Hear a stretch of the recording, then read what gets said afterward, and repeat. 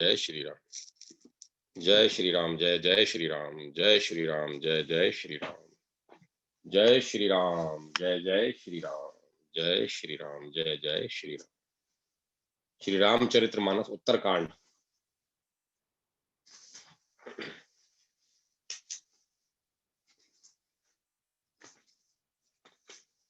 एक बार भाइयों सहित श्री रामचंद्र जी परम प्रिय हनुमान जी को साथ लेकर सुंदर उपवन देखने गए। वहां के सब वृक्ष फूले हुए और नए पत्तों से युक्त थे।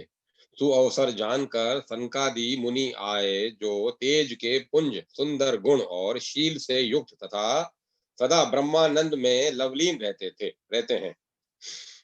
देखने में तो वे बालक लगते हैं, परंतु हैं बहुत समय के, मानो चारों वेद ही बालक रूप धारण किए हो। वे मुनि समदर्शी और भेद रहित हैं। दिशाएं ही उनके वस्त्र हैं। उनके एक ही व्यसन है कि जहाँ श्री रघुनाथ जी की चरित्र कथा होती है, वहां जाकर वे उसे अवश्य सुनते हैं। शिव जी कहते हैं, हे भवानी, सनकादि मुनि वहां गए थे, वहीं से चले आ रहे थे, जहाँ ज्ञानी मुनि श्रेष्ठ श्री अगस्त्य जी रहते थे। श्रेष्ठ मुनि ने श्री रामचंद्र जी की बहुत सी कथाएं वर्णन की थी, जो ज्ञान उत्पन्न करने में उसी प्रकार समर्थ है, जैसे अरणी लकड़ी से अग्नि उत्पन्न होती है।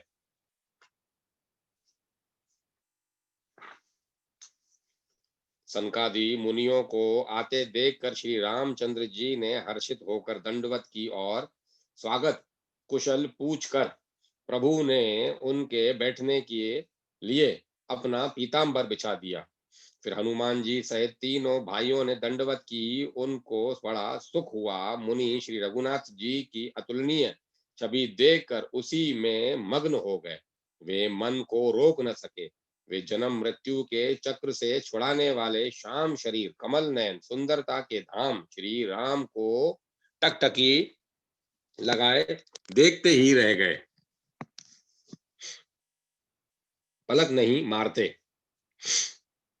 और प्रभु हाथ जोड़े सिर नवा रहे हैं। उनकी प्रेम विहल दशा देखकर उन्हीं की भांति श्री रघुनाथ जी के नेत्रों से भी प्रेम आश्रुओं का जल बहने लगा और शरीर पुलकित हो गया। तदंतर प्रभु ने हाथ पकड़कर श्रेष्ठ मुनियों को बैठाया और परम मनोहर वचन कहे, हे मुनीश्वरों, सुनिए। आज मैं धन्य हूँ। आपके दर्शनों की ही से सारे पाप नष्ट हो जाते हैं। बड़े ही भाग्य से सत्संग की प्राप्ति होती है, जिससे बिना ही परिश्रम जन्म मृत्यु का चक्र नष्ट हो जाता है। संत का संग मोक्ष भव बंधन से छूटने का और कामी का संग जन्म मृत्यु के बंधन में पड़ने का मार्ग है। संत, कवि और पंडित तथा वेद पुराण आदि सभी सदग्रंथ ऐसा कहते हैं। प्रभु के वचन सुनकर चारों मुनि हर्षित होकर पुलकित शरीर से स्तुति करने लगे, हे भगवान, आपकी जय हो। अंत रहित आप अंत रहित, विकार रहित, पाप रहित, अनेक सब रूपों में प्रकट, एक अद्वितीय और करुणामय है। हे निर्गुण, आपकी जय हो। हे गुण के समुद्र, आपकी जय हो, जय हो। आप सुख के धाम, अत्यंत सुंदर और अति चतुर हैं। हे लक्ष्मीपति, आपकी जय हो। हे पृथ्वी के धारण करने वाले, आपकी जय हो। आप उपमा रहित, अजन्मा, अनादि और शोभा की खान है। आप ज्ञान के भंडार से मान रहित और दूसरों को मान देने वाले हैं। वेद और पुराण आपका पावन सुंदर यश गाते हैं।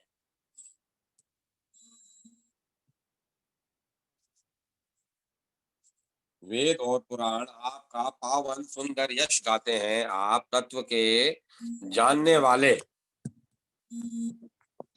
की हुई सेवा को मानने वाले और अज्ञान का नाश करने वाले हैं। हे निरंजन, माया रहित, आपके अनेकों अनंत नाम हैं और कोई नाम नहीं है, अर्थात आप सब नामों के परे हैं।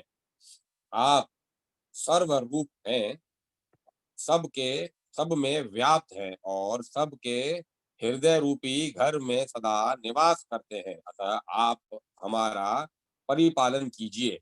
राग, द्वेष, अनुकूलता, प्रतिकूलता, जन्म मृत्यु आदि द्वंद्व, विपत्ति और जन्म मृत्यु के जाल को काट दीजिए। हे राम जी, आप हमारे हृदय में बसकर काम और मद का नाश कर दीजिए।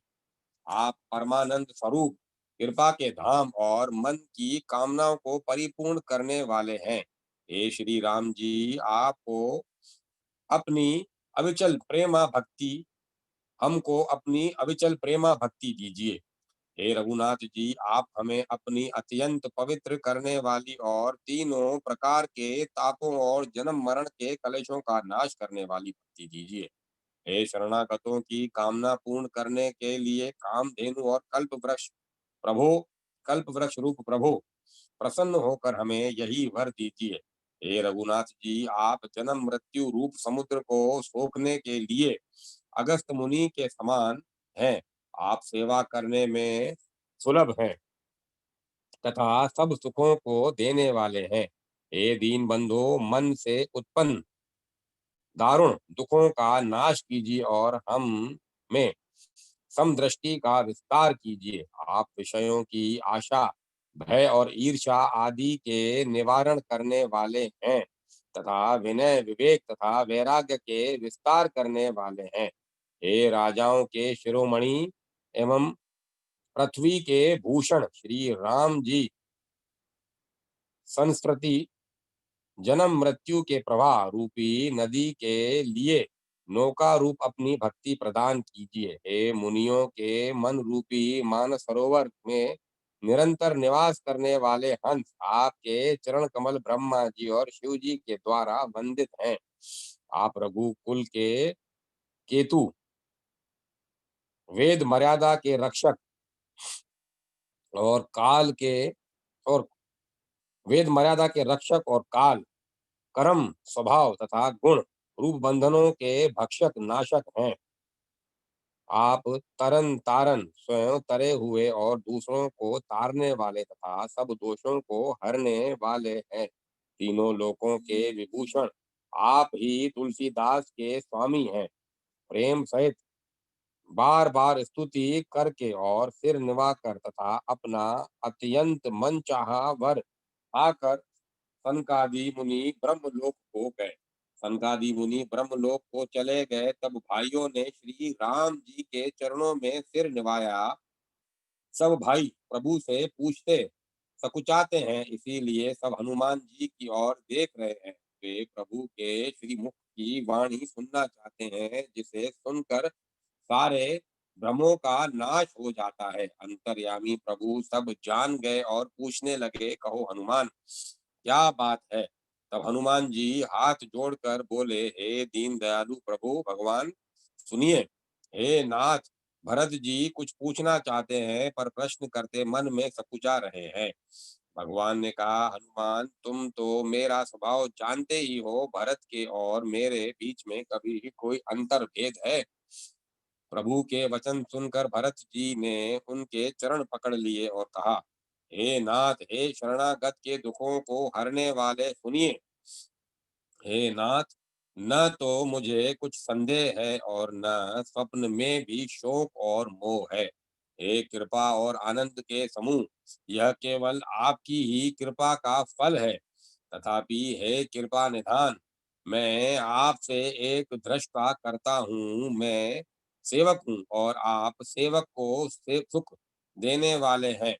इससे मेरी दृष्टा को क्षमा कीजिए और मेरे प्रश्न का उत्तर देकर सुख दीजिए। हे रघुनाथ जी, वेद पुराणों ने संतों की महिमा बहुत प्रकार से गाई है। आपने भी अपने श्री मुख से उनकी बड़ाई की है और उन पर प्रभु आपका प्रेम भी बहुत है। हे प्रभु, मैं उनके लक्षण सुनना चाहता हूँ। आप कृपा के समुद्र हैं और गुण तथा ज्ञान के अत्यंत निपुण हैं। हे शरणागत का पालन करने वाले, संत और असंत के भेद अलग अलग करके मुझको समझा कर कहिए। श्री राम जी ने कहा, हे भाई, संतों के लक्षण गुण असंख्य हैं, जो वेद और पुराणों में प्रसिद्ध हैं। संत और असंतों की करनी ऐसी है जैसे कुल्हाड़ी और चंदन का आचरण होता है। हे भाई, सुनो, कुल्हाड़ी चंदन को काटती है क्योंकि उसका स्वभाव या काम ही वृक्षों को काटना है, किंतु चंदन अपने स्वभाववश अपना गुण देकर उसे काटने वाली कुल्हाड़ी को सुगंध से सुवासित कर देता है। इसी गुण के कारण चंदन देवताओं के सिरों पर चढ़ता है और जगत का प्रिय हो रहा है। और कुल्हाड़ी के मुख को यह दंड मिलता है कि उसको आग में जलाकर फिर घन से पीटते हैं। संत विपक विषयों में लंपट लिप्त नहीं होते, शील और सद्गुणों की खान होते हैं। उन्हें पराया देखकर दुख और सुख देखकर सुख होता है। वे सब में सर्वत्र सब समय समता रखते हैं। उनके मन और उनका उनके मन कोई उनका शत्रु नहीं। वे मद से रहित और वैराग्यवान होते हैं तथा लोभ, क्रोध, हर्ष तथा भय का त्याग किए हुए रहते हैं। उनका चित्त बड़ा कोमल होता है। वे दीनों पर दया करते हैं और मन, वचन और कर्म से मेरी निष्कपट विशुद्ध भक्ति करते हैं। सबको सम्मान देते हैं पर स्वयं मान रहित होते हैं। हे भरत, वे वाणी संत जन मेरे प्राणों के समान है, उनको कोई कामना नहीं होती। वे मेरे नाम के परायण होते हैं, शांति, वैराग्य, विनय और प्रसन्नता के घर होते हैं। उनमें शीतलता, सरलता, सबके प्रति मित्र भाव और ब्राह्मण के चरणों में प्रीति होती है, जो धर्मों को उत्पन्न करने वाली है। हे तात, ये सब लक्षण जिसके हृदय में बसते हों उसको सदा सच्चा संत जानना। जो शम, मन के निग्रह, दम, इंद्रियों के निग्रह, नियम और नीति से कभी विचलित नहीं होते और मुख से कभी कठोर वचन नहीं बोलते, जिन्हें निंदा और स्तुति बड़ाई दोनों समान है और मेरे चरण कमलों में जिनकी ममता है, वे गुणों के धाम और सुखों की राशि संत जन मुझे प्राणों के समान प्रिय हैं। अब असंतों, दुष्टों का स्वभाव सुनो। कभी भूलकर भी उनकी संगति नहीं चाहिए, कभी भूलकर भी उनकी संगति नहीं करनी चाहिए। उनका संग सदा दुख देने वाला होता है। जैसे हरहाई बुरी जाति की गाय कपिला सीधी और दुधारू गाय को अपने सींगों से नष्ट कर डालती है, दुष्टों के हृदय में बहुत अधिक संताप रहता है। वे पराई संपत्ति सुख देखकर सदा जलते रहते हैं। वे जहाँ कहीं दूसरे की निंदा सुन पाते हैं वहां ऐसे हर्षित होते हैं मानो रास्ते में पड़ी निधि खजाना पा ली हो। वे काम, क्रोध, मद और लोभ के परायण और निर्दयी, कपटी, कुटिल और पापों के घर होते हैं। वे बिना ही कारण सब किसी से वैर किया करते हैं। जो भलाई करता है उसके साथ भी बुराई करते हैं। उनका झूठा ही लेना और झूठा ही उनका झूठा ही लेना और उनका झूठा ही देना होता है। झूठा ही भोजन होता है और झूठा ही चबेना अर्थात वे लेन देन के व्यवहार में झूठ का आश्रय लेकर दूसरों का हक मार लेते हैं अथवा झूठी डींग हाका करते हैं कि हमने लाखों रुपए ले लिए, करोड़ों का दान कर दिया। इसी प्रकार खाते हैं चने की रोटी और कहते हैं कि आज खूब खाकर आए, अथवा चबेना चबाकर रह जाते हैं और कहते हैं कि हमें बढ़िया भोजन से वैराग्य है इत्यादि। मतलब यह है कि वे सभी बातों में झूठ ही बोला करते हैं। जैसे मोर बहुत मीठा बोलता है परंतु उसका हृदय ऐसा कठोर होता है कि वह महान विषैले सांपों को भी खा जाता है। वैसे ही वे भी ऊपर से मीठे वचन बोलते हैं, परंतु हृदय में बड़े ही निर्दयी होते हैं। वे दूसरों से द्रोह करते हैं और पराई स्त्री, पराये धन तथा पराई निंदा में आसक्त रहते हैं। वे पामर और पापमय मनुष्य नर शरीर धारण किए हुए राक्षस ही हैं। लोभ ही उनका ओढ़ना और लोभ ही बिछोना होता है, अर्थात लोभ ही से वे सदा घिरे हुए रहते हैं। वे पशुओं की पशुओं के समान आहार और मैथुन के ही परायण होते हैं। उन्हें यमपुर का भय नहीं लगता। यदि किसी की बड़ाई सुन पाते तो हैं तो वे ऐसी दुख भरी सांस लेते हैं मानो उन्हें जूड़ी आ गई हो, और जब किसी की विपत्ति देखते हैं तब ऐसे सुखी होते हैं मानो जगत भर के राजा हो गए हों। वे स्वार्थ परायण, परिवार वालों के विरोधी, काम और लोभ के कारण लंपट और अत्यंत क्रोधी होते हैं। वे माता पिता, गुरु और ब्राह्मण किसी को नहीं मानते। आप तो नष्ट हुए ही रहते हैं, साथ ही अपने संग से दूसरों को भी नष्ट करते हैं। मोहवश दूसरों से द्रोह करते हैं। उन्हें न संतों का संग अच्छा लगता है और न भगवान की कथा ही सुहाती है। वे अवगुणों के समुद्र, मंदबुद्धि, कामी, राग युक्त, वेदों के निंदक और जबरदस्ती पराये धन के स्वामी लूटने वाले होते हैं। वे दूसरों से द्रोह तो करते ही हैं, परंतु ब्राह्मण द्रोह विशेषता से करते हैं। उनके हृदय में दंभ और कपट भरा रहता है, परंतु वे ऊपर से सुंदर वेश धारण किए रहते हैं। ऐसे नीच और दुष्ट मनुष्य सत्य युग और त्रेता में नहीं होते। द्वापर में थोड़े से होंगे और कलयुग में तो इनके झुंड के झुंड होंगे। हे भाई, दूसरों की भलाई के समान कोई धर्म नहीं है और दूसरों को दुख पहुंचाने के समान कोई नीचता पाप नहीं है। हे तात, समस्त पुराणों और वेदों का यह निर्णय निश्चित सिद्धांत मैंने तुमसे कहा है। इस बात को तुम पंडित लोग जानते हो। परहित सरस धर्म नहीं भाई, पर पीड़ा सम नाहि अदमाई। निर्णय सकल पुराण वेद कर, कहूँ तात जानहि कोविद नर। मनुष्य का शरीर धारण करके जो लोग दूसरों को दुख पहुंचाते हैं, उनको जन्म मृत्यु के महान संकट सहने पड़ते हैं। मनुष्य मोहवश स्वार्थपरायण होकर अनेकों पाप करते हैं, इसी से उनका परलोक नष्ट हुआ रहता है। हे भाई, मैं उनके लिए काल रूप भयंकर हूँ और उनके अच्छे और बुरे कर्मों का यथा योग्य फल देने वाला हूँ। ऐसा विचार कर जो लोग परम चतुर हैं, वे संसार के प्रवाह को दुख रूप जानकर मुझे ही भजते हैं। इसी से वे शुभ और अशुभ फल देने वाले कर्मों को त्याग कर देवता, मनुष्य और मुनियों के नायक मुझ को भजते हैं। इस प्रकार मैंने संतों और असंतों के गुण कहे।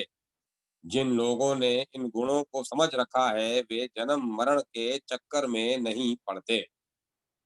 हे तात, सुनो, माया से रचे हुए कि अनेक सब गुण और दोष हैं। इनकी कोई वास्तविक सत्ता नहीं है। गुण विवेक इसी में है कि दोनों ही न देखे जाए, इन्हें देखना ही अविवेक है। भगवान के श्री मुख से ये वचन सुनकर सब भाई हर्षित हो गए। प्रेम उनके हृदय में समाता न नहीं। वे बार बार बड़ी विनती करते हैं। विशेषकर हनुमान जी के हृदय में अपार हर्ष है। तदंतर श्री रामचंद्र जी अपने महल को गए। इस प्रकार वे नित्य नई लीला करते हैं। नारद मुनि अयोध्या में बार बार नारद मुनि अयोध्या में बार बार आते हैं और आकर श्री राम जी के पवित्र चरित्र गाते हैं। मुनि यहाँ से नित्य नए नए चरित्र देखकर जाते हैं और ब्रह्मलोक में जाकर सब कथा कहते हैं। ब्रह्मा जी सुनकर अत्यंत सुख मना मानते हैं और कहते हैं, हे तात, बार बार श्री राम जी के गुणों का गान करो। सनकादि मुनि नारद जी की सराहना करते हैं। यद्यपि वे सनकादि मुनि ब्रह्मनिष्ठ हैं, परंतु श्री राम जी के गुणगान सुनकर वे भी अपनी ब्रह्म समाधि को भूल जाते हैं और आदर पूर्वक उसे सुनते हैं। वे राम कथा सुनने के श्रेष्ठ अधिकारी हैं। सनकादि मुनि जैसे जीवन मुक्त और ब्रह्मनिष्ठ पुरुष भी ध्यान ब्रह्म समाधि छोड़कर श्री राम जी के चरित्र सुनते हैं। यह जानकर भी जो श्री हरि की कथा से प्रेम नहीं करते, उनके हृदय सचमुच ही पत्थर के समान है। एक बार श्री रघुनाथ जी के बुलाए हुए गुरु वशिष्ठ जी ब्राह्मण और अन्य सब नगर निवासी सभा में आए। तब गुरु मुनि ब्राह्मण तथा अन्य सब सज्जन यथा योग्य बैठ गए। तब भक्तों के जन्म मरण को मिटाने वाले श्री राम जी वचन बोले। हे समस्त नगर निवासियों, मेरी बात सुनिए। यह बात मैं हृदय में कुछ ममता लाकर नहीं कहता हूँ। यह न अनीति की बात कहता हूँ और न इसमें कुछ प्रभुता ही है। इसीलिए संकोच और भय छोड़कर ध्यान देकर मेरी बात को सुन लो और फिर यदि तुम्हें अच्छी लगे तो उसके अनुसार करो। वही मेरा सेवक है और वही प्रियतम है जो मेरी आज्ञा माने। हे भाई, यदि मैं कुछ अनीति की बात कहूँ तो भय बुलाकर बेखटके मुझे रोक देना। बड़े भाग्य से यह मनुष्य शरीर मिला है। सब ग्रंथों ने यही कहा है कि यह शरीर देवताओं को भी दुर्लभ है, कठिनता से मिलता है। यह साधन का धाम और मोक्ष का दरवाजा है। इसे पाकर भी जिसने परलोक न बना लिया, वह परलोक में दुख पाता है। सिर पीट पीट कर पछताता है तथा अपना दोष न समझकर काल पर, कर्म पर और ईश्वर पर मिथ्या दोष लगाता है। हे भाई, इस शरीर के प्राप्त होने का फल विषय भोग नहीं है। इस जगत के भोगों की तो बात ही क्या, स्वर्ग का भोग भी बहुत थोड़ा है और अंत में दुख देने वाला है। अतः जो लोग मनुष्य शरीर पाकर विषयों में मन लगा देते हैं, वे मूर्ख अमृत को बदल कर विष कर लेते हैं। जो पारसमणि को खोकर बादलों के जो पारसमणि को खोकर बदले में धुंधची ले लेता है घुंघची ले लेता है, उसको कभी कोई भला बुद्धिमान नहीं कहता। यह अविनाशी जीव अंडज, स्वधज, जरायुज और उपद्विज, चार खानों और 84 लाख योनियों के चक्कर लगाता रहता है। माया की प्रेरणा से काल, कर्म, स्वभाव और गुण से घिरा हुआ उनके वश में हुआ यह सदा भटकता रहता है। बिना ही कारण स्नेह करने वाले ईश्वर कभी बिरले ही दया करके इसे मनुष्य का शरीर देते हैं। यह मनुष्य का शरीर भव सागर से तारने के लिए बेड़ा जहाज है, मेरी कृपा की ही अनुकूल वायु है।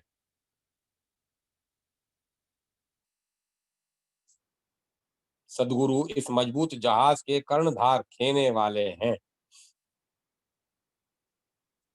इस प्रकार दुर्लभ, कठिनता से मिलने वाले साधन सुलभ होकर भगवत कृपा से सहज ही उसे प्राप्त हो गए हैं।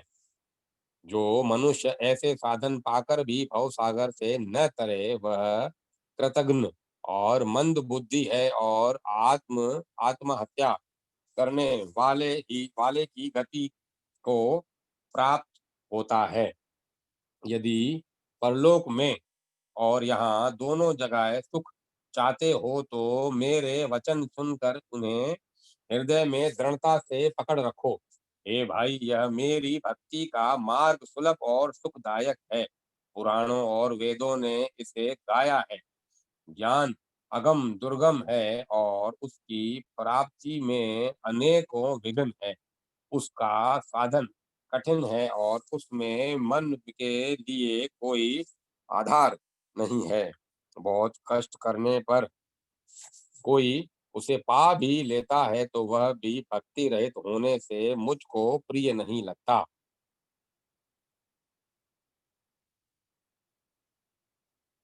भक्ति स्वतंत्र है और सब सुखों की खान है, परंतु सत्संग संतों के संग के बिना प्राणी इसे नहीं पा सकते और पुण्य समूह के बिना संत नहीं मिलते। सत्संगति ही संस्कृति जन्म मरण के चक्र का अंत करती है। जगत में पुण्य एक ही है, उसके समान दूसरा नहीं। वह है मन कर्म और वचन से ब्राह्मणों के चरणों की पूजा करना।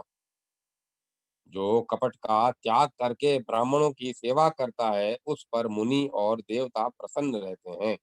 और भी एक गुप्त मत है, मैं उसे सबके हाथ जोड़कर कहता हूँ कि शंकर जी के भजन बिना मनुष्य मेरी भक्ति नहीं पाता।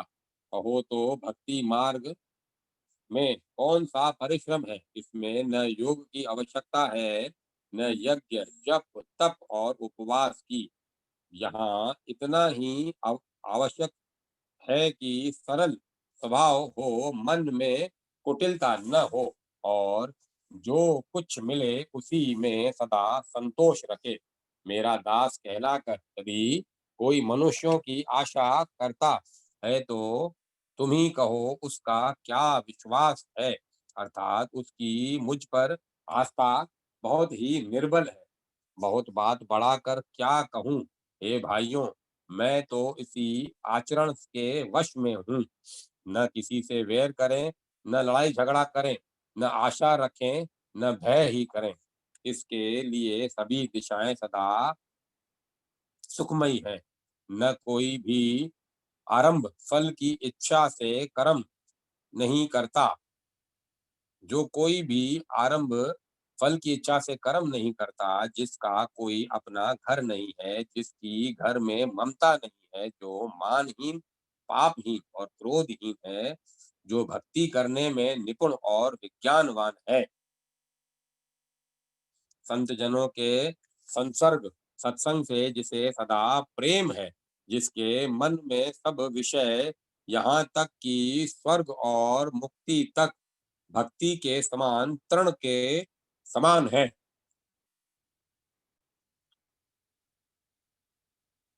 जो भक्ति के पक्ष में हट करता है, उस पर दूसरे के मत का खंडन करने की मूर्खता नहीं करता, तथा जिसने सब कुतर्कों को दूर बहा दिया है, जो मेरे गुण समूहों के और मेरे नाम के परायण है और ममता मद और मोह से रहित है, उसका सुख वही जानता है जो परमात्मा रूप परमानंद राशि को प्राप्त है। श्री रामचंद्र जी के अमृत समान वचन सुनकर सबने कृपा धाम के चरण पकड़ लिए और कहा, हे कृपा निधान, आप हमारे माता पिता गुरु भाई सब कुछ हैं और प्राणों से भी अधिक प्रिय हैं।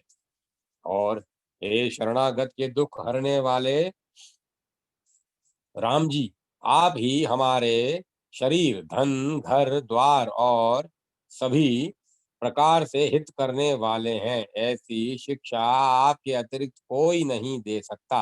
माता पिता हितैषी हैं और शिक्षा भी देते हैं, परंतु वे भी स्वार्थपरायण हैं।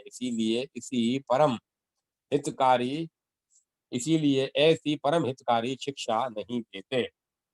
वे हे असुरों के शत्रु, जगत में बिना हेतु के निस्वार्थ उपकार करने वाले दो ही हैं। एक आप, दूसरे आपके सेवक। जगत में शेष सभी स्वार्थ के मित्र हैं। हे प्रभु, उनमें स्वप्न में भी परमार्थ का भाव नहीं है। सबके प्रेम रस में सने हुए वचन सुनकर श्री रघुनाथ जी हृदय में हर्षित हुए। फिर आज्ञा पाकर सब प्रभु की सुंदर बातचीत का वर्णन करते हुए अपने अपने घर गए। शिव जी कहते हैं, हे उमा, अयोध्या में रहने वाले पुरुष और स्त्री सभी कृतार्थ स्वरूप हैं। जहाँ स्वयं सच्चिदानंद घन ब्रह्म श्री रघुनाथ जी राजा हैं। एक बार मुनि वशिष्ठ जी वहां आए, जहाँ सुंदर सुख के धाम श्री राम जी थे। श्री रघुनाथ जी ने उनका बहुत ही आदर सत्कार किया और उनके चरण धोकर चरणामृत लिया। मुनि ने हाथ जोड़कर कहा, हे कृपा सागर श्री राम जी, मेरी कुछ विनती सुनिए। आपके आचरणों, मनुष्योचित चरित्रों को देख देख कर मेरे हृदय में अपार मोह भ्रम होता है। हे भगवान, आपकी महिमा की सीमा नहीं है, उसे वेद भी नहीं जानते, फिर मैं किस प्रकार कह सकता हूँ। पुरोहिती का कर्म पेशा बहुत ही नीचा है। वेद पुराण और स्मृति सभी इसकी निंदा करते हैं। जब मैं उसे सूर्यवंश की पुरोहिती का काम नहीं लेता था, तब ब्रह्मा जी ने मुझे कहा था, हे पुत्र, इससे तुमको आगे चलकर बहुत लाभ होगा। स्वयं ब्रह्म परमात्मा मनुष्य रूप धारण कर गुरुकुल के भूषण राजा होंगे, रघुकुल के भूषण राजा होंगे, तब राजा होंगे। तब मैंने हृदय में विचार किया कि जिसके लिए योग, यज्ञ, व्रत और दान किए जाते हैं, उसे मैं इसी कर्म में इसी कर्म से पा जाऊंगा। तब तो उसके समान दूसरा कोई धर्म ही नहीं है। जप तप नियम योग अपने अपने वर्णाश्रम के धर्म श्रुतियों से उत्पन्न वेद विहित बहुत से शुभ कर्म, ज्ञान, दया, दम, इंद्रियों निग्रह, तीर्थ स्नान आदि जहाँ तक वेद और संत जनों ने धर्म कहे हैं, उनके करने का तथा हे प्रभु, अनेक तंत्र वेद और पुराणों के पढ़ने और सुनने का सर्वोत्तम फल एक ही है, और सब साधनों का भी यही एक सुंदर फल है कि आपके चरण कमलों में सदा सर्वदा प्रेम हो। मैल से धोने मैल से धोने से क्या मैल छूटता है? जल से जल के मथने से क्या कोई घी पा सकता है? उसी प्रकार हे रघुनाथ जी, प्रेम भक्ति रूपी निर्मल जल के बिना अंतःकरण का मल कभी नहीं जाता। वही सर्वज्ञ है, वही तत्वज्ञ और पंडित है, वही गुणों का घर और अखंड विज्ञानवान है, वही चतुर और सब सुलक्षणों से युक्त है, जिसका आपके चरण कमलों में प्रेम है। हे नाथ, हे श्री राम जी, मैं आपसे एक वर मांगता हूँ, कृपा करके दीजिए प्रभु। आपके चरण कमलों में मेरा प्रेम जन्म जन्मांतर में भी कभी न घटे। ऐसा कहकर मुनि वशिष्ठ जी घर आए। वे कृपा सागर श्री रामचंद्र जी के मन को बहुत ही अच्छे लगे। तदंतर सेवकों को सुख देने वाले श्री राम जी ने हनुमान जी तथा भरत जी आदि भाइयों को साथ लिया, और फिर कृपालु श्री राम जी नगर के बाहर गए और वहां उन्होंने हाथी, रथ और घोड़े मंगवाए। उन्हें देखकर कृपा करके प्रभु ने सबकी सराहना की और चाहा उनको जिस जिसने चाहा उसको उचित जान कर दिया। संसार के सभी श्रमों को हरने वाले प्रभु ने हाथी घोड़े आदि बांटने में श्रम का अनुभव किया और श्रम मिटाने को वहां गए, जहां शीतल अमराई आमों का बगीचा थी। वहां भरत जी ने अपना वस्त्र बिछा दिया, बहुत प्रभु उस पर बैठ गए और सब भाई उनकी सेवा करने लगे। उस समय पवन पुत्र हनुमान जी पवन पंखा करने लगे। उनका शरीर पुलकित हो गया और नेत्रों में प्रेम आश्रुओं का जल भर आया। शिव जी कहने लगे, हे गिरिजे, हनुमान जी के समान न तो कोई बड़भागी है और न कोई श्री राम जी के चरणों का प्रेमी ही है। जिनके प्रेम और सेवा की स्वयं प्रभु ने अपने श्री मुख से बार बार बड़ाई की है, उसी अवसर पर नारद मुनि हाथ में वीणा लिए हुए आए। वे श्री राम जी की सुंदर और नित्य नवीन रहने वाली कीर्ति गाने लगे। कृपा पूर्वक देख लेने मात्र से शोक से छुड़ाने वाले, हे कमल नयन, मेरी ओर देखिए, मुझ पर भी कृपा दृष्टि कीजिए। हे हरि, आप नील कमल के समान श्याम वर्ण और कामदेव के शत्रु महादेव जी के हृदय कमल के मकरंद प्रेम रस के पान करने वाले भ्रमर हैं।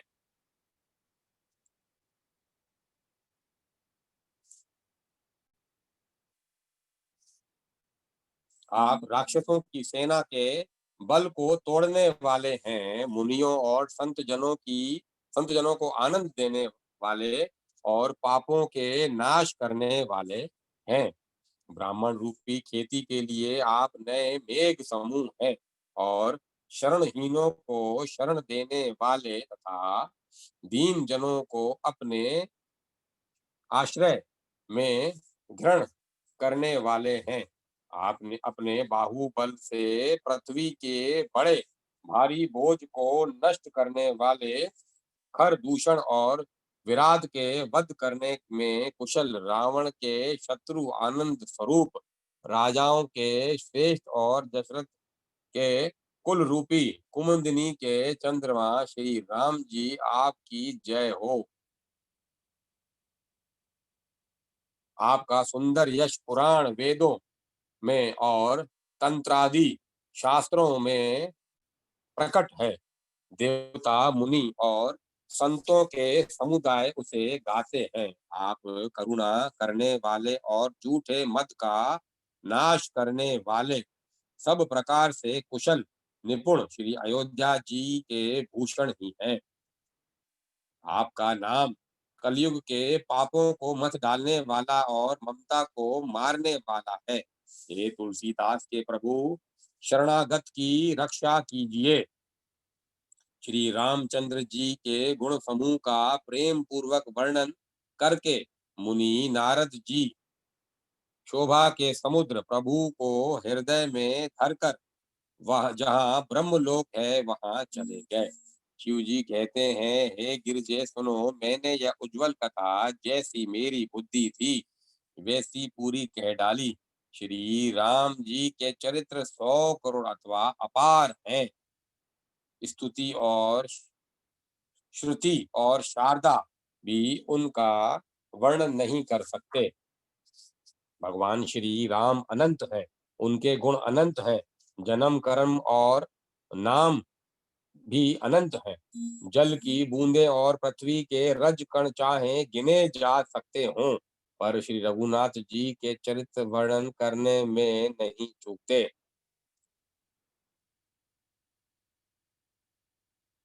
यह पवित्र कथा भगवान के परम पद को देने वाली है। इसके सुनने से अविचल भक्ति प्राप्त होती है। हे उमा, मैंने वह सब सुंदर कथा कही जो काकभूषुंडी जी ने गरुड़ जी को सुनाई थी। मैंने श्री राम जी के कुछ थोड़े से गुण बखान कर कहे हैं। हे भवानी, सो कहो, अब और क्या कहूँ। श्री राम जी की मंगलमयी कथा सुनकर पार्वती जी हर्षित हुई और अत्यंत विनम्र तथा कोमल वाणी बोली, हे त्रिपुरारी, मैं धन्य हूँ, धन्य धन्य हूँ, जो मैंने जन्म मृत्यु के भय को हरण करने वाले श्री राम जी के गुण चरित्र सुने। हे कृपा नाम, अब आपकी कृपा से मैं कृतकृत्य हो गई।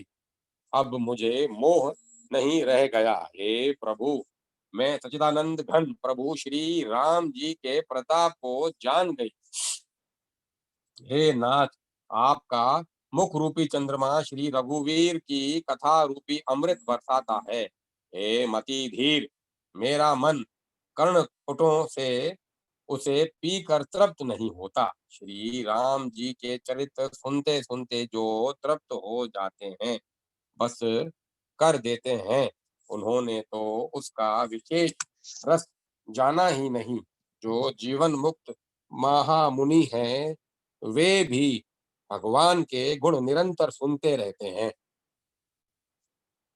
जो संसार रूपी सागर का पार पाना चाहता है, उसके लिए तो श्री राम जी की कथा दृढ़ चोका के समान है।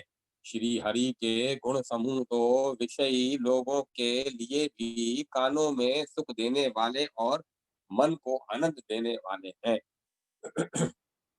जगत में कान वाला ऐसा कौन है जिसे श्री रघुनाथ जी के चरित्र न सुहाते हों, जिन्हें श्री रघुनाथ जी की कथा नहीं सुहाती। वे मूर्ख जीव तो अपनी आत्मा की हत्या करने वाले हैं। हे नाथ, आपके श्री रामचरितमानस का गान हे नाथ, आपने श्री रामचरितमानस का गान किया, इसे उसे सुनकर मैंने अपार सुख पाया। आपने जो यह कहा कि यह सुंदर कथा काकभूषुंडी जी ने गरुड़ से कही थी, सो कौवे का शरीर पाकर भी काकभूषुंडी वैराग्य, ज्ञान और विज्ञान से दृढ़ है। उनका श्री राम जी के चरणों में अत्यंत प्रेम है और उन्हें श्री रघुनाथ जी की भक्ति भी प्राप्त है। इस बात का मुझे परम संदेह हो रहा है। हे त्रिपुरारी, सुनिए। हजारों मनुष्यों में कोई एक धर्म के व्रत का धारण करने वाला होता है और करोड़ों धर्मात्माओं में कोई एक विषय से विमुख, विषय का त्यागी और वैराग्य परायण होता है। श्रुतियां कहती हैं कि करोड़ों विरक्तों में कोई एक ही सम्यक यथार्थ ज्ञान को प्राप्त करता है और के करोड़ों ज्ञानियों में कोई एक ही जीवन मुक्त होता है। जगत में कोई विरला ही ऐसा जीवन मुक्त होता है। हजारों जीवन मुक्तों में भी खान सब सुखों की खान ब्रह्मा में लीन विज्ञानवान पुरुष और भी दुर्लभ है। परमात्मा वैराग्यवान ज्ञानी जीवन मुक्त और ब्रह्म लीन, इन सब में भी है देवादिदेव महादेव जी। वह प्राणी अत्यंत दुर्लभ है जो मद और माया से रहित होकर श्री राम जी की भक्ति के परायण हो। हे विश्वनाथ, ऐसी दुर्लभ हरि भक्ति को कौवा कैसे पा गया, मुझे समझा कर कहिए। हे नाथ, कहिए ऐसे श्री राम परायण ज्ञान निरत गुणधाम और धीर धीर बुद्धि भुषुंडी जी ने कौवे का शरीर किस कारण पाया। हे कृपालु, बताइए, उस कौवे ने प्रभु का वह यह पवित्र और सुंदर चरित्र कहाँ पाया। और हे कामदेव के शत्रु, यह भी बताइए, आपने इसे किस प्रकार सुना। मुझे बड़ा भारी कौतूहल हो रहा है।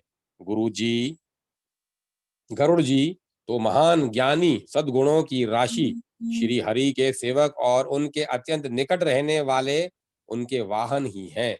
उन्होंने मुनियों के समूह को छोड़कर कौवे से जाकर हरि कथा किस कारण सुनी। कहिए, काकभूषुंडी और गरुड़, इन दोनों हरि भक्तों की बातचीत किस प्रकार हुई। पार्वती जी की सरल सुंदर वाणी सुनकर शिव जी सुख पाकर आदर के साथ बोले, हे सती, तुम धन्य हो, तुम्हारी बुद्धि अत्यंत पवित्र है। श्री रघुनाथ जी के चरणों में तुम्हारा प्रेम श्री रघुनाथ जी के चरणों में तुम्हारा कम प्रेम नहीं है, अत्यधिक प्रेम है। अब वह परम पवित्र इतिहास सुनो, जिसे सुनने से सारे लोक के भ्रम का नाश हो जाता है तथा श्री राम जी के चरणों में विश्वास उत्पन्न होता है और मनुष्य बिना ही परिश्रम संसार रूपी समुद्र से तर जाता है। पक्षीराज गरुड़ जी ने भी जाकर काकभुशुंडी जी से प्राय ऐसे ही प्रश्न किए थे। हे उमा, मैं वह सब आदर सहित कहूंगा, तुम मन लगा कर सुनो।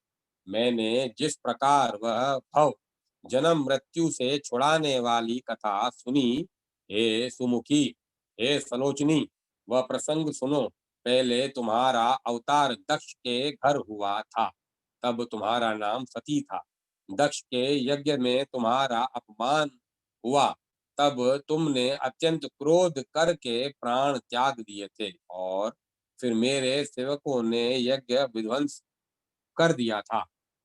वह सारा प्रसंग तुम जानती ही हो। तब मैंने मन में तब मेरे मन में बड़ा संकोच हुआ और हे प्रिय, मैं तुम्हारे वियोग से दुखी हो गया। मैं विरक्त भाव से सुंदर वन पर्वत नदी और तालाबों का कौतुक दृश्य देखता फिरता था। सुमेरु पर्वत की और दिशाओं में और भी दूर बहुत बहुत ही सुंदर नील पर्वत है। उसके सुंदर स्वर्ण में शिखर है। उनमें से चार सुंदर शिखर मेरे मन को बहुत ही अच्छे लगे।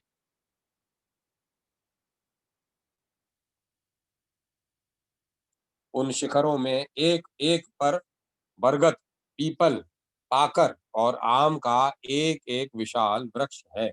पर्वत के ऊपर एक सुंदर तालाब शोभित है, जिसकी मणियों की सीढ़ियां देखकर मन मोहित हो जाता है। उसका जल शीतल, निर्मल और मीठा है। उसमें रंग बिरंगे बहुत से कमल खिले हुए हैं।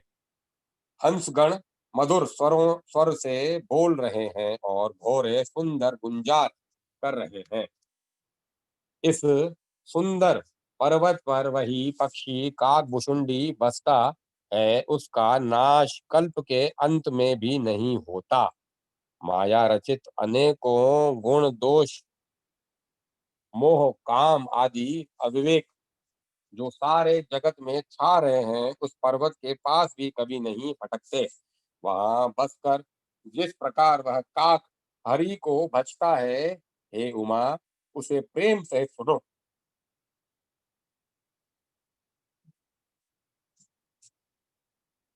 वह पीपल के वृक्ष के नीचे ध्यान करता है, साकर के नीचे जप यज्ञ करता है, आम की छाया में मानसिक पूजा करता है। श्री हरि के भजनों को छोड़कर उसे दूसरा कोई काम नहीं है। बरगद के नीचे वह श्री हरि की कथाओं के प्रसंग कहता है। वहां अनेकों पक्षी आते और कथा सुनते हैं।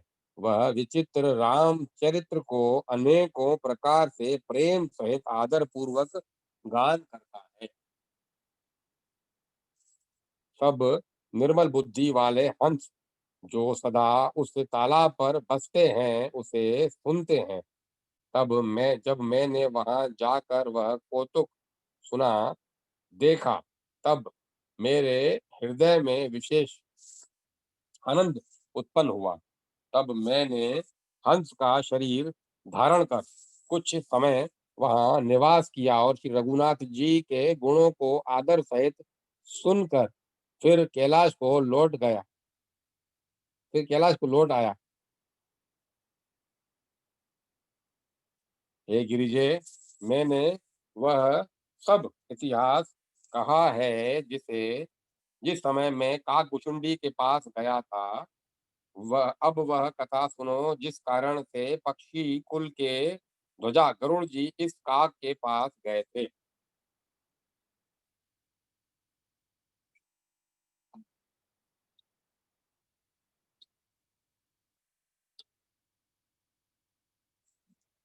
जब रघुनाथ जी ने जब रघुनाथ जी ने ऐसी रणलीला कि जिस लीला का स्मरण करने से मुझे लज्जा होती है, मेघनाथ के हाथों अपने को बंधा लिया। तब नारद मुनि ने गरुड़ को भेजा। सर्पों के भक्षक गरुड़ जी बंधन काट कर गए। तब उनके हृदय में बड़ा भारी विषाद उत्पन्न हुआ। प्रभु के बंधन को स्मरण करके सर्पों के शत्रु गरुड़ जी बहुत प्रकार से विचार करने लगे। जो व्यापक विकार रहित वाणी के पति और माया मोह से परे ब्रह्म परमेश्वर हैं। मैंने सुना था कि जगत में उन्हीं का अवतार है, पर मैंने उस अवतार का प्रभाव कुछ भी नहीं देखा, जिसका नाम जपकर मनुष्य संसार के बंधन से छूट जाते हैं। उन्हीं राम को एक तुच्छ राक्षस ने नागपाश में बांध लिया।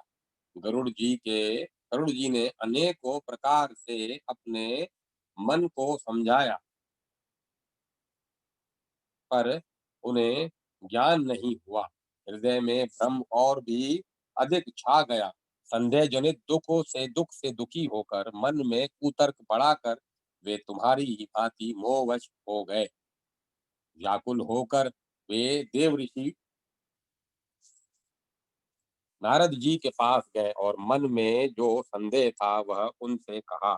उसे सुनकर नारद को अत्यंत दया आई। उन्होंने कहा, हे गरुड़, सुनिए, श्री राम जी की माया बड़ी ही बलवती है, जो ज्ञानियों के चित्त को भी भली भांति हरण कर लेती है और उनके मन में जबरदस्ती बड़ा भारी मोह उत्पन्न कर देती है, तथा जिसने मुझको भी बहुत बार नचाया है। हे पक्षीराज, वही माया आपको भी व्याप गई है। हे गरुड़, आपके हृदय में बड़ा भारी मोह उत्पन्न हो गया है। वह यह मेरे समझाने से तुरंत नहीं मिटेगा। अतः हे पक्षीराज, आप ब्रह्मा जी के पास जाइए और वहां जिस काम के लिए आदेश मिले वह वही कीजिएगा।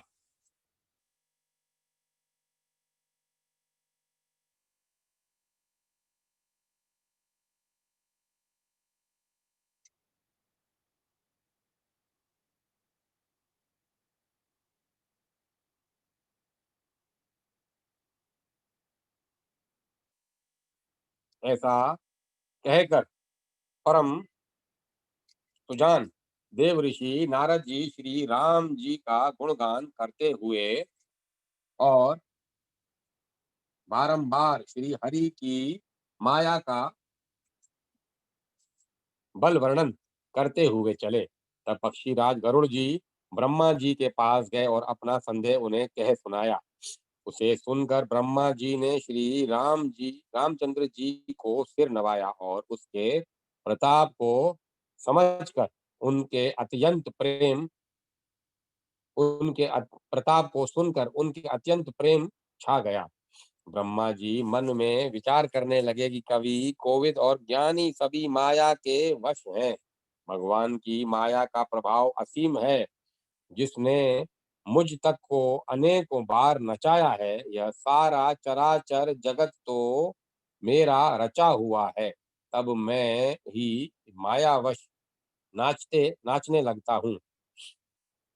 तब पक्षीराज गरुड़ को मोह होना कोई आश्चर्य की बात नहीं है। तदंतर ब्रह्मा जी सुंदर वाणी बोले, श्री रामचंद्र जी की महिमा को महादेव जी जानते हैं। हे गरुड़, तुम शंकर जी के पास जाओ। हे तात, और कहीं किसी से न पूछना। तुम्हारा संदेह का नाश वही होगा। ब्रह्मा जी का वचन सुनते ही गरुड़ जी चल दिए। तब बड़ी आतुरता उतावली से पक्षीराज गरुड़ जी मेरे पास आए। हे उमा, उस समय मैं कुबेर के घर जा रहा था और तब तुम कैलाश पर थी। गरुड़ ने आदर पूर्वक मेरे चरणों में सिर निभाया और फिर मुझको अपना संदेह सुनाया। हे भवानी, उनकी विनती और कोमल वाणी सुनकर मैंने प्रेम सहित उनसे कहा, हे गरुड़, तुम मुझे रास्ते में मिले हो, राह चलते मैं तुम्हें किस प्रकार समझाऊं। सब संदेह को तो संदेहों का तो सब संदेहों का तो तभी नाश हो जब दीर्घ काल तक सत्संग किया जाए और वहां सत्संग में सुंदर हरि कथा सुनी जाए, जिसे मुनियों ने अनेकों प्रकार से गाया है और जिसके आदि मध्य और अंत में भगवान श्री रामचंद्र जी ही प्रतिपाग प्रभु है। हे भाई, जहाँ प्रतिदिन हरि कथा होती है, तुमको मैं वहीं भेजता हूँ। तुम जाकर उसे सुनो। उसे सुनते ही तुम्हारा यह सब संदेह दूर हो जाएगा और तुम्हें श्री राम जी के चरणों में अत्यंत प्रेम होगा।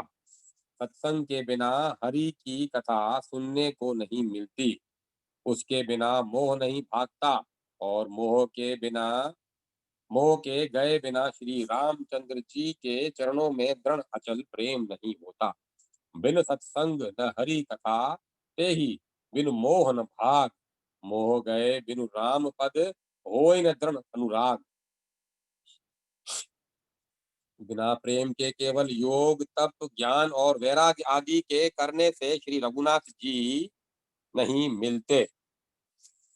अतएव तुम सत्संग से सत्संग के लिए वहां जाओ जहां उत्तर दिशा में एक सुंदर नील पर्वत है। वह परम सुशील काकभूषुंडी जी वहाँ वहाँ परम सुशील काकभूषुंडी जी रहते हैं।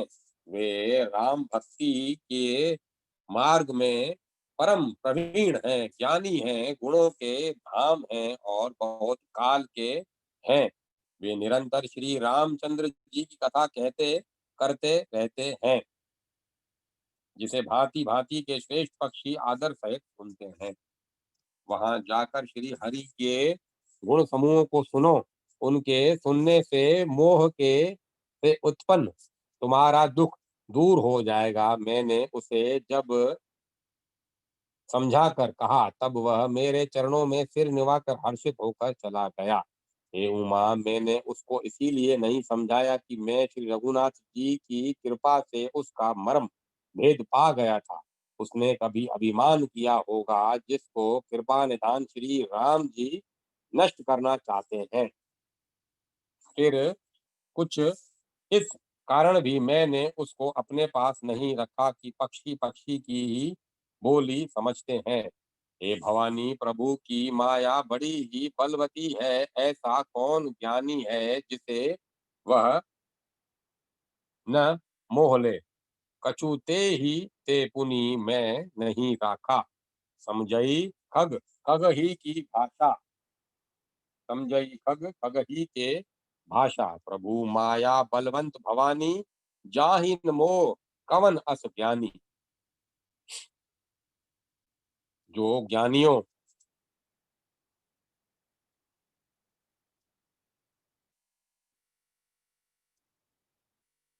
जो ज्ञानियों में मोह में जो ज्ञानियों में मोह और भक्तों में शिरोमणि है। जो ज्ञानियों में और भक्तों में शिरोमणि है एवं त्रिभुवन पति भगवान के वाहन है। उन गरुड़ को भी माया ने मोह लिया, फिर भी नीच मनुष्य मूर्खतावश घमंड किया करते हैं।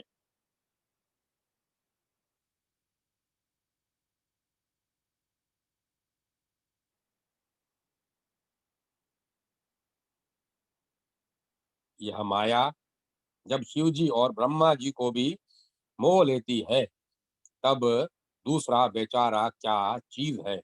जी में ऐसा जानकर ही मुनि लोग उस माया के स्वामी भगवान का भजन करते हैं।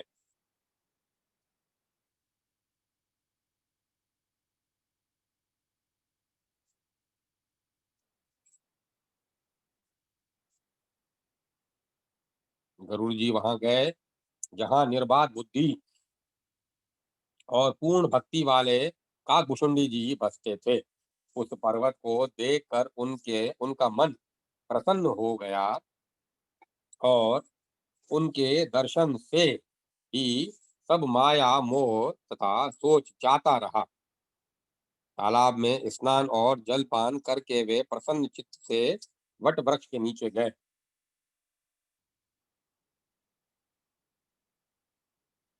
वहां श्री राम जी के सुंदर चरित्र सुनने के लिए बड़े बड़े सुनने के लिए बूढ़े बूढ़े पक्षी आए हुए थे। काकभूषुंडी जी कथा आरंभ करना ही चाहते थे कि उसी समय पक्षीराज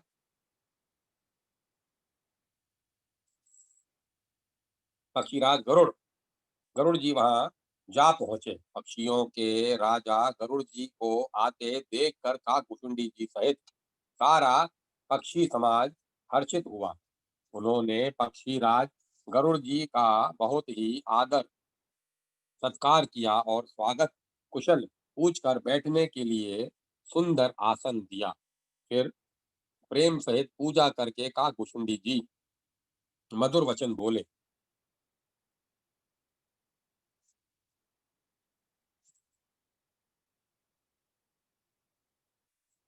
हे नाथ, हे पक्षीराज, आपके दर्शन से मैं कृतार्थ हो गया।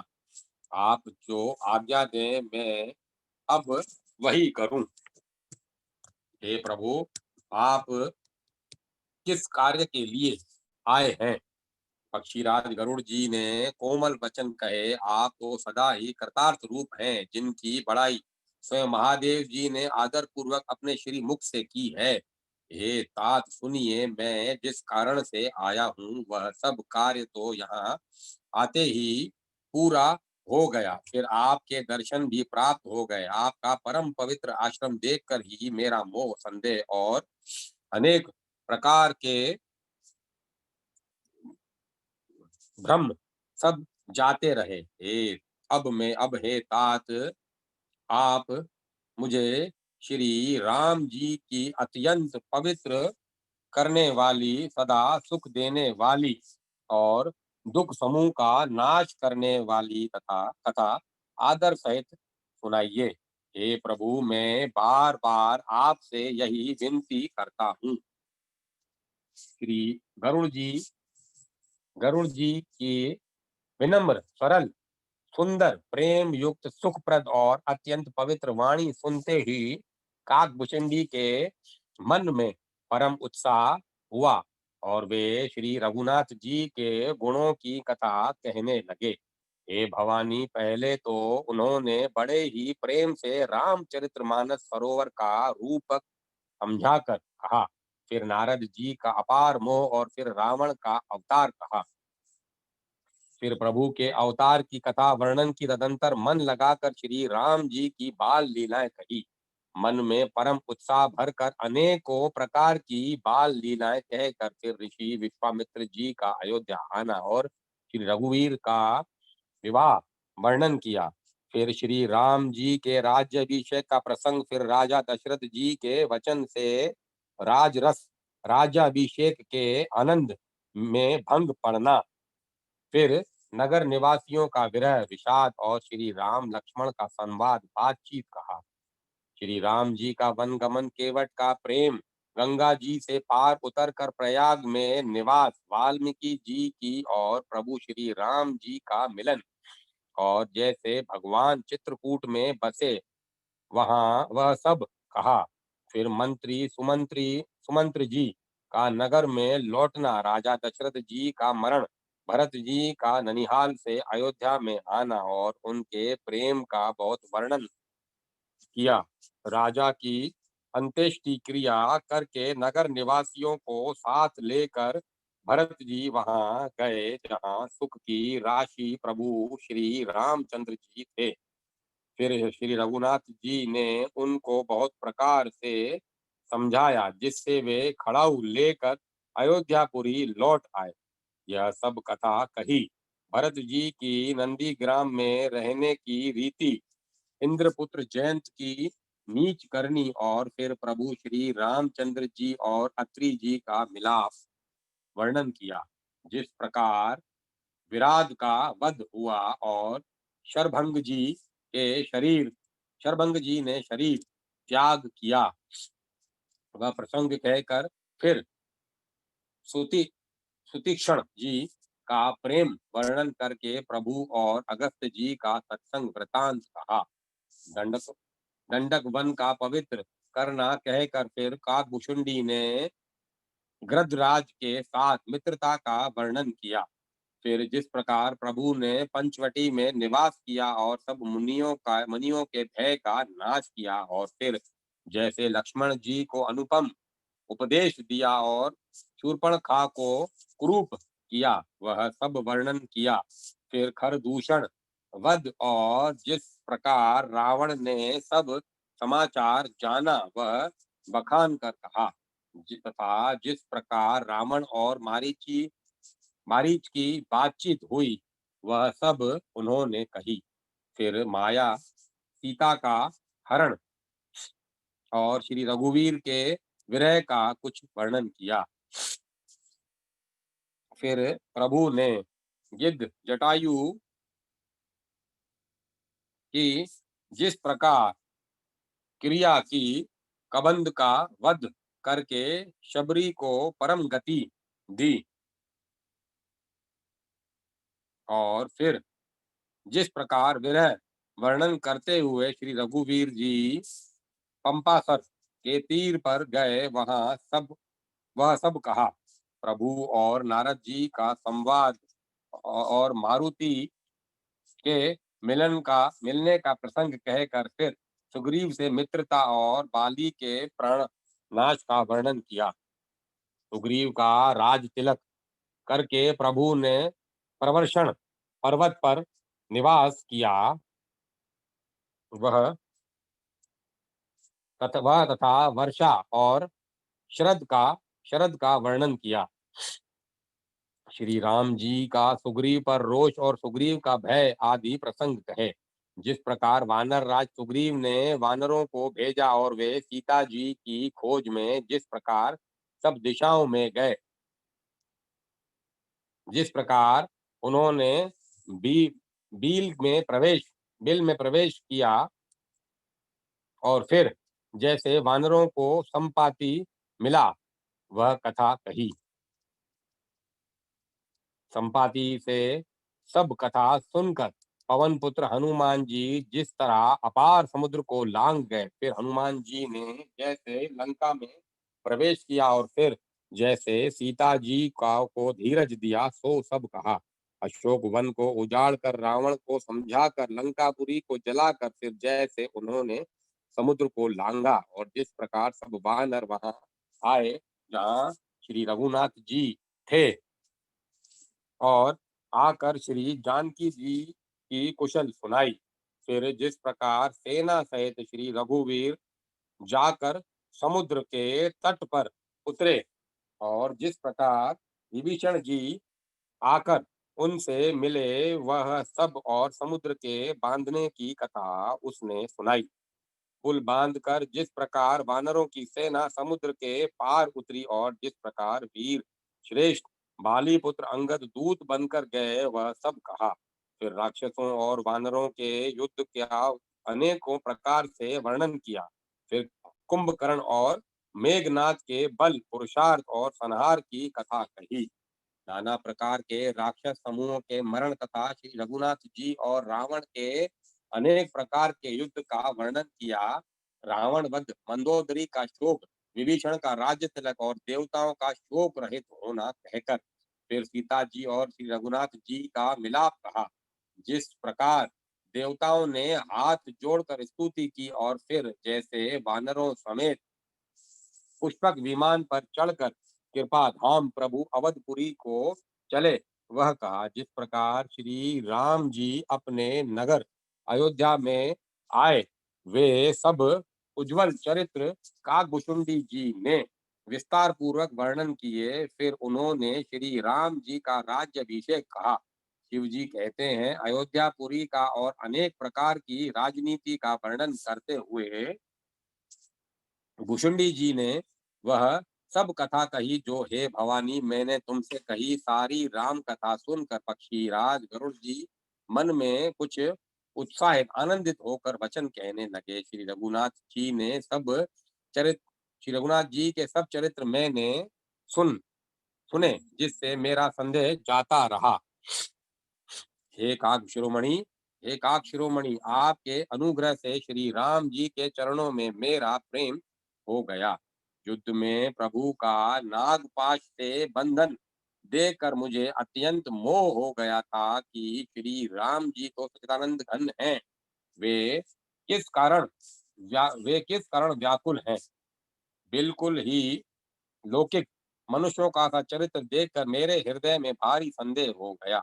अब मैं उस ब्रह्म संदेह को अपने लिए हित करके समझता हूँ। कृपा निधान ने मुझ पर वह बड़ा अनुग्रह किया, जो धूप से उत्पन्न व्याकुल होता है वही वृक्ष की छाया का सुख जानता है।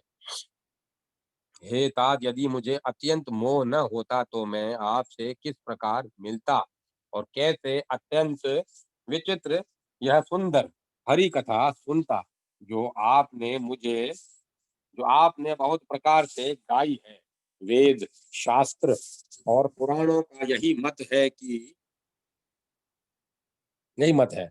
सिद्ध और मुनि भी यही कहते हैं, इसमें संदेह नहीं है। शुद्ध सच्चे संत उसी को मिलते हैं जिसे श्री राम जी की कृपा करके शुद्ध सच्चे संत उसी को मिलते हैं जिसे श्री राम जी कृपा करके देखते हैं। श्री राम जी की कृपा से मुझे आपके दर्शन हुए और आपकी कृपा से मेरा संदेह चला गया। पक्षीराज गरुड़ जी की विनय और प्रेम युक्त वाणी सुनकर काकभूषुंडी जी का शरीर पुलकित हो गया। उनके नेत्रों से जल भर आया और वे मन में अत्यंत हर्षित हुए।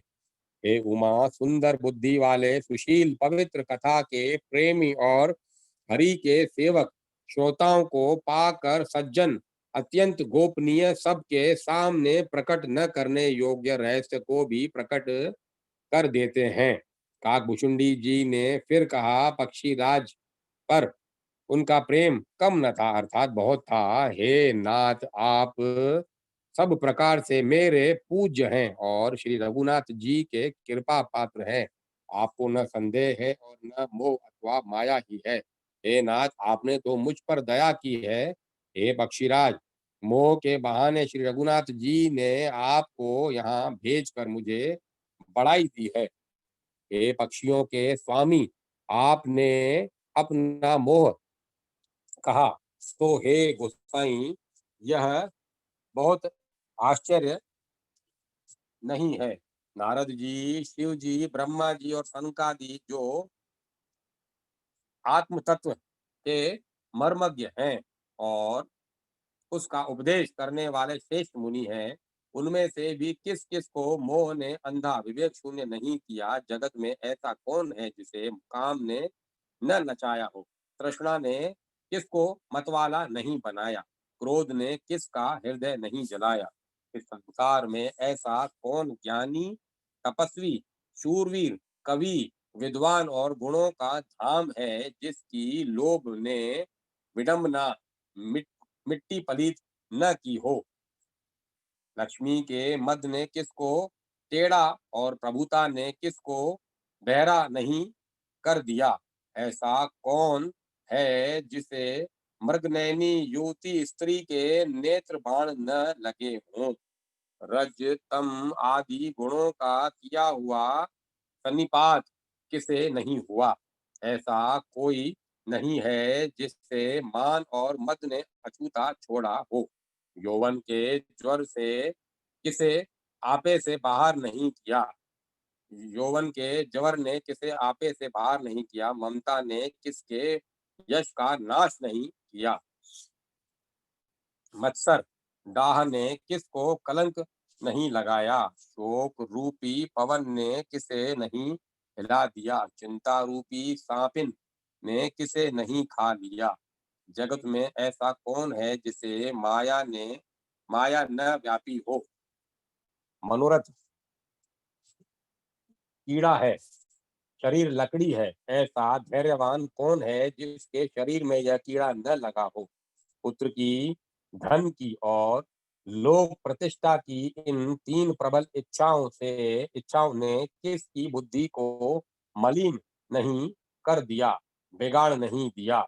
यह सब माया का बड़ा बलवान परिवार है, यह अपार है, उसका वर्णन कौन कर सकता है। शिव जी और ब्रह्मा जी भी जिससे डरते हैं, तब दूसरे जीव तो किस गिनती में हैं।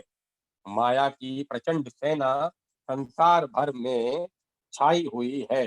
कामादि, काम, क्रोध और लोभ उसके सेनापति हैं और दंभ, कपट और पाखंड योद्धा है। वह माया श्री रघुवीर की दासी है, यद्यपि समझ लेने पर वह मिथ्या ही है, किंतु वह श्री राम जी की कृपा के बिना छूटती नहीं है। हे नाथ, यह मैं प्रतिज्ञा करके कहता हूँ, जो माया सारे जगत को नचाती है और जिसका चरित्र करनी किसी ने नहीं लख पाया। हे खगराज गरुड़ जी, वही माया प्रभु श्री रामचंद्र जी की भ्रुकुटी के इशारे पर अपने समाज परिवार सहित नटकी तरह नाचती है। श्री राम जी वही सच्चिदानंद घन हैं, जो अजन्मा विज्ञान स्वरूप रूप और बल के धाम, सर्वव्यापक एवं व्याप्य, सर्वरूप, अखंड, अनंत, संपूर्ण, अमोघ शक्ति, जिसकी शक्ति कभी व्यर्थ नहीं होती और छह ऐश्वर्यों से युक्त भगवान हैं।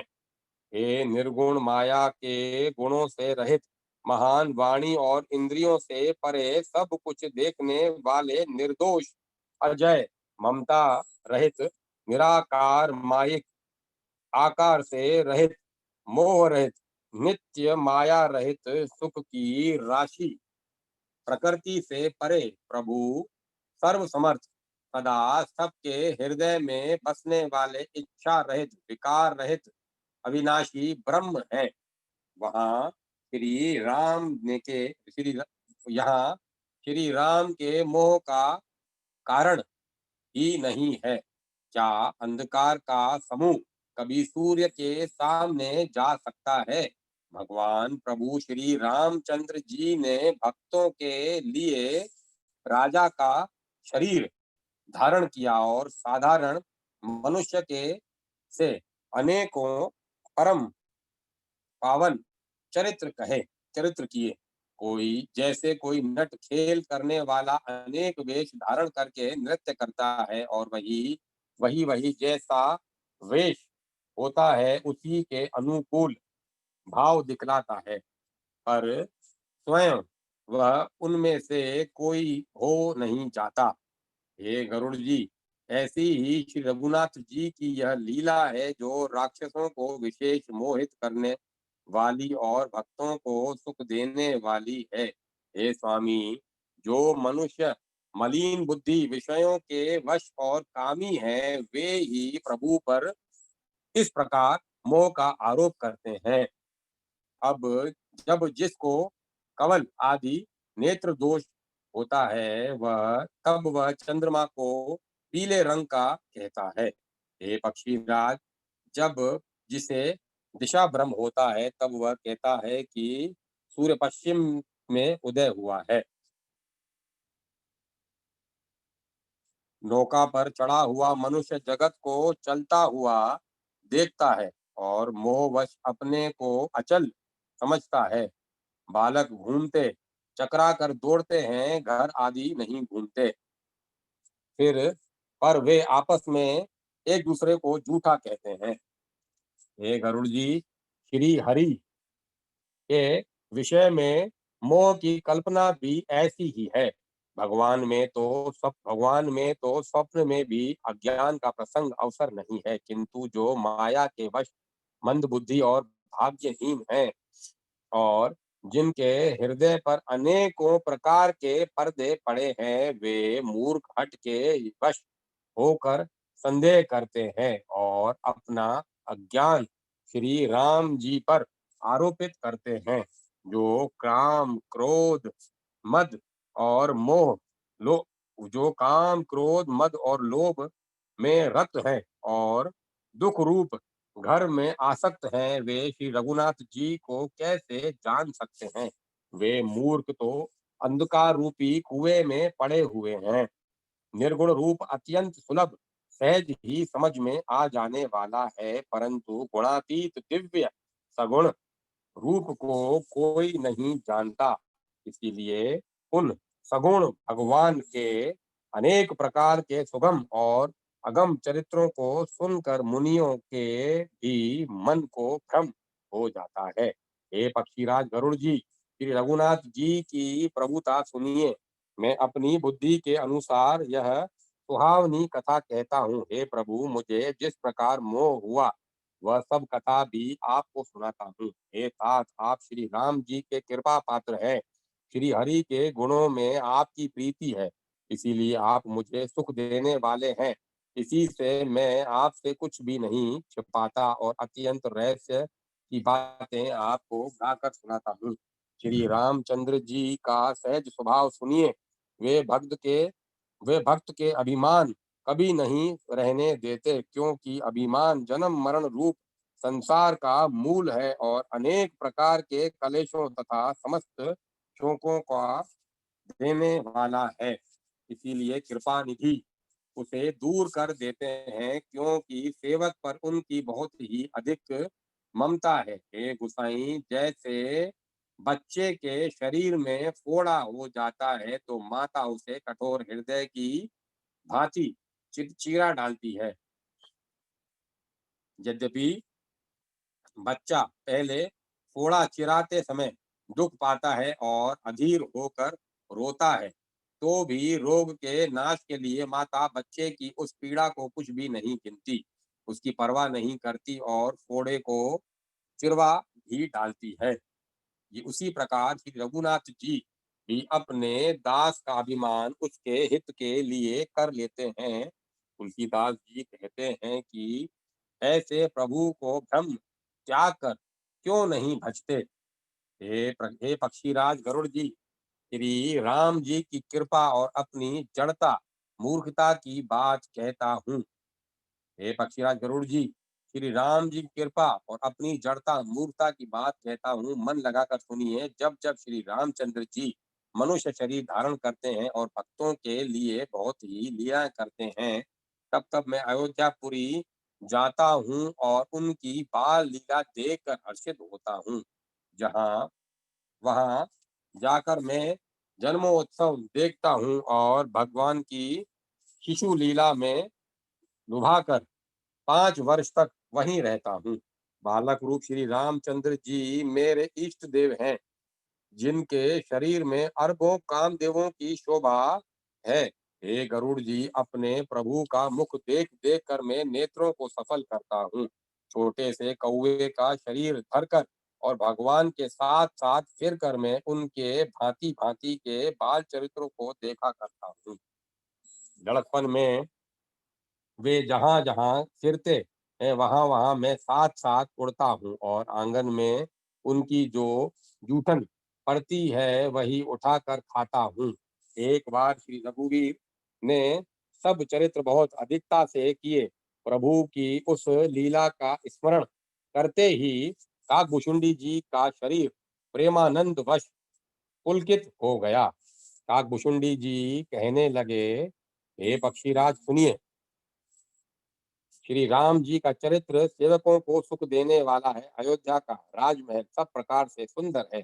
सोने के महल में नाना प्रकार के रत्न जड़े हुए हैं। सुंदर आंगन का वर्णन नहीं किया जा सकता, जहाँ चारों भाई नित्य खेलते हैं। माता को सुख देने वाले बाल विनोद करते हुए श्री रघुनाथ जी आंगन में विचर रहे हैं। मरकत मणि के समान हरिताभ श्याम और कोमल शरीर है। अंग अंग में बहुत से काम देवों की शोभा छाई हुई है। नवीन लाल कमल के समान लाल लाल कोमल चरण हैं। सुंदर उंगलियां हैं और नख अपनी ज्योति से चंद्रमा की कांति को हरने वाले हैं। तलवे में वज्रादि वज्र अंकुश ध्वजा और कमल के चार सुंदर चिन्ह हैं। चरणों में मधुर शब्द करने वाले सुंदर नुपुर हैं। मणियों रत्नों से जड़ी हुई सोने की बनी हुई सुंदर करधनी का शब्द सुहाना लग रहा है। उधर पर सुंदर तीन रेखाएं त्रिवली हैं। नाभि सुंदर और गहरी है। विशाल वक्षस्थल पर अनेकों प्रकार के बच्चों के आभूषण और वस्त्र सुशोभित हैं। लाल लाल हथेलियां, नख और ऐसे और उंगलियां मन को हरने वाले हैं और विशाल भुजाओं पर सुंदर आभूषण हैं। बाल से सिंह के बच्चे के से कंधे और शंख के समान तीन रेखाओं से युक्त गला है। सुंदर ठुड्डी और मुख तो छवि की सीमा ही है। कलबल तोतले वचन हैं। लाल लाल होंठ हैं, उज्जवल सुंदर और छोटी छोटी ऊपर और नीचे दो दो दंतुलियां हैं। सुंदर गाल, मनोहर नासिका और सब सुखों को देने वाली चंद्रमा की अथवा सुख देने वाली समस्त कलाओं से पूर्ण चंद्रमा की किरणों के समान मधुर मुस्कान है। नीले कमल के समान नेत्र जन्म मृत्यु के बंधन से छुड़ाने वाले हैं। ललाट पर गोरोचन का तिलक सुशोभित है। भौहें टेढ़ी हैं, कान सम और सुंदर हैं। काले और घुंघराले केशों की छवि छा रही है।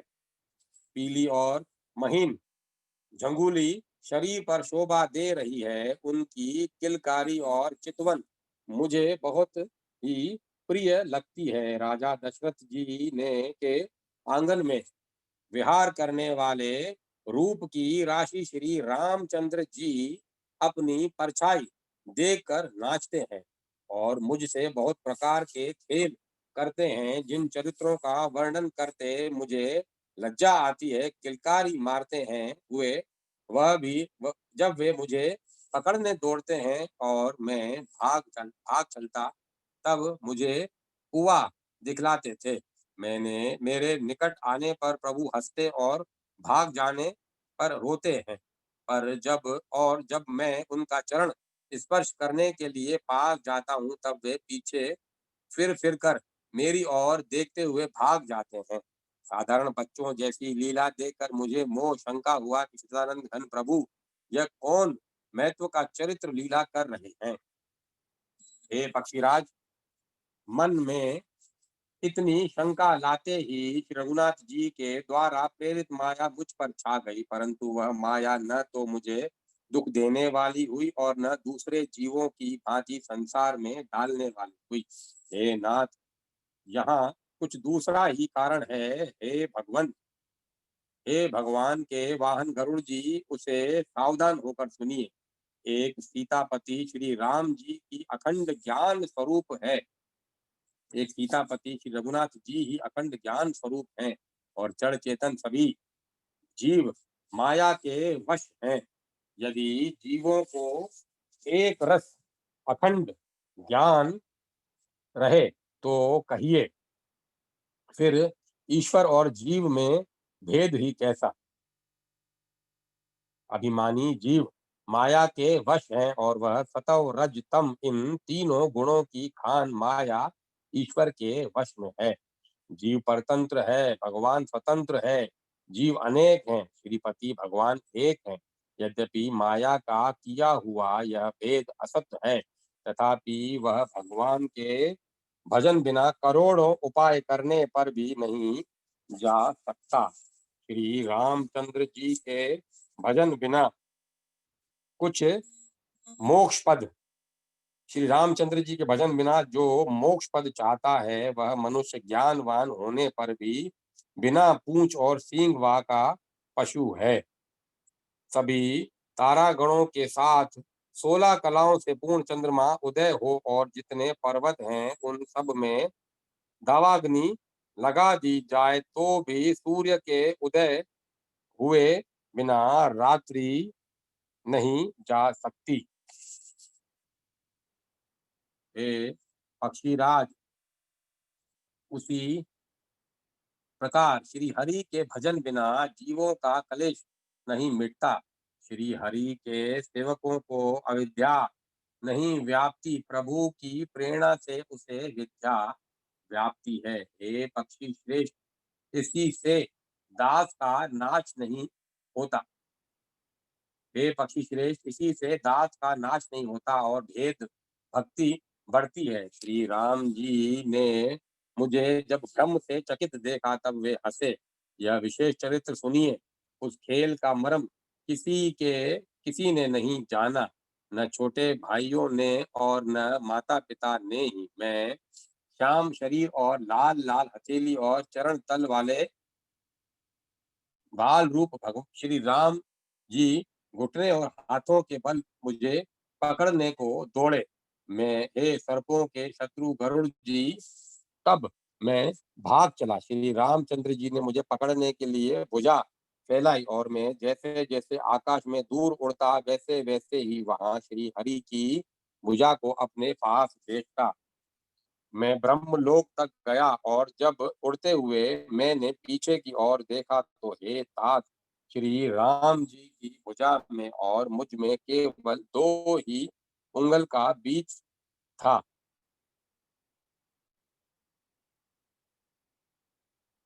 सातों अवतारों को भेद कर सातों आवरणों को भेद कर जहां तक मेरी गति थी वहां तक मैं गया, पर वहां भी प्रभु की भुजाओं को अपने पीछे देखकर मैं व्याकुल हो गया। जब मैं भयभीत हो गया तब मैंने आंखें मूंद ली, फिर आंखें खोलकर देखते ही अवधपुरी में पहुंच गया। मुझे देखकर श्री राम जी मुस्कुराने लगे। उनके हंसते ही मैं तुरंत उनके मुंह में चला गया। हे पक्षीराज सुनिए, मैंने उनके पेट में बहुत से ब्रह्मांडों के समूह देखे। वहां उन ब्रह्मांडों में अनेकों विचित्र लोक थे, जिनकी रचना एक से एक की बढ़कर थी।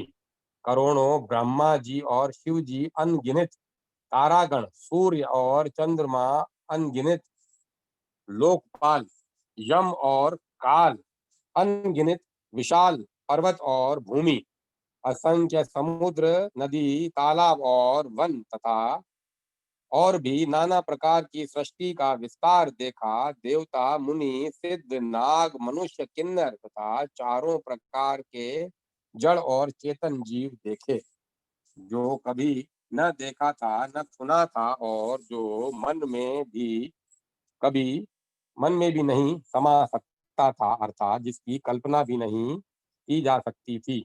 वही सब अद्भुत सृष्टि मैंने देखी, तब उसका किस प्रकार वर्णन किया जाए। मैं एक एक ब्रह्मांड में एक एक 100 वर्ष तक रहता। इस प्रकार मैं अनेकों ब्रह्मांड देखता फिरा। प्रत्येक लोक में भिन्न भिन्न ब्रह्मा, भिन्न भिन्न विष्णु, शिव, मनु, दिक्पाल, मनुष्य, गंधर्व, भूत, बेताल, किन्नर, राक्षस, पशु, पक्षी, सर्प तथा नाना जाति के देवता और दैत्य गण थे। सभी जीव वहां दूसरे ही प्रकार के थे। उन अनेक पृथ्वी, नदी, समुद्र, तालाब, पर्वत तथा सब सृष्टि वहां दूसरी प्रकार की थी। प्रत्येक ब्रह्मांड में मैंने अपना रूप देखा तथा अनेकों अनुपम वस्तुएं देखी।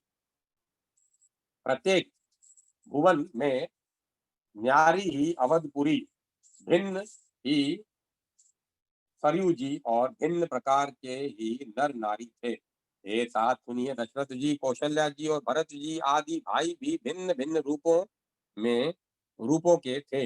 मैं प्रत्येक ब्रह्मांड में रामा अवतार और उनकी अपार बाल लीलाएं देखता फिरता।